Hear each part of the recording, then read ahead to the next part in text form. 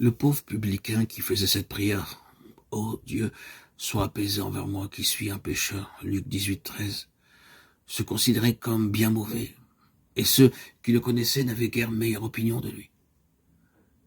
Mais il avait le sentiment de sa misère, et sous le poids de sa culpabilité, de son opprobre, il se présenta devant Dieu pour implorer sa miséricorde. Son cœur était ouvert à l'action de l'Esprit qui pouvait l'affranchir du péché. Par contre, la prière orgueilleuse du pharisien montre que son cœur était inaccessible à l'influence du Saint-Esprit. Vivant loin de Dieu, il n'avait pas le sentiment de sa propre souillure, ni de la perfection de la sainteté divine. Et ne désirant rien, il ne reçut rien.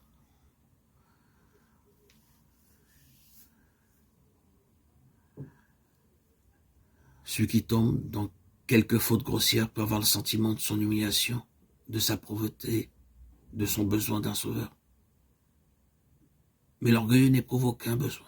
Il ferme son cœur au Christ et se prive des bienfaits infinis qu'il est venu apporter.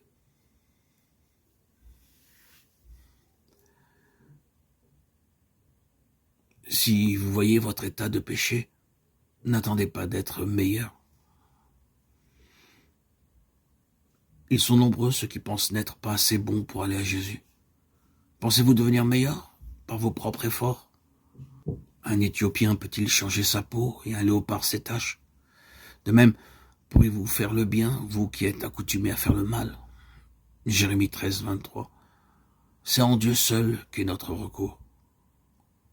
N'attendons pas que la conviction devienne plus forte ou que l'occasion soit plus favorable, ou bien encore que nous soyons moins mauvais.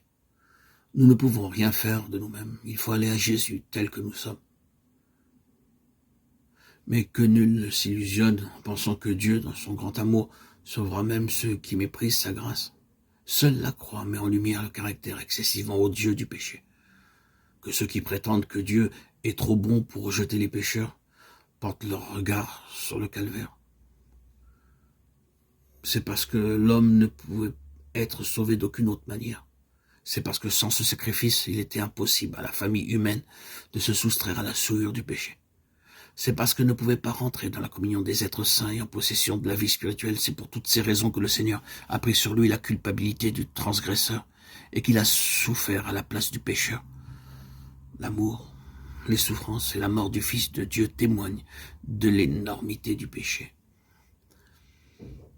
Il déclare qu'il n'est pas possible de se soustraire à sa puissance et qu'il n'y a d'espoir d'une vie meilleure que par l'abandon de l'âme à Jésus-Christ, le seul et unique Sauveur,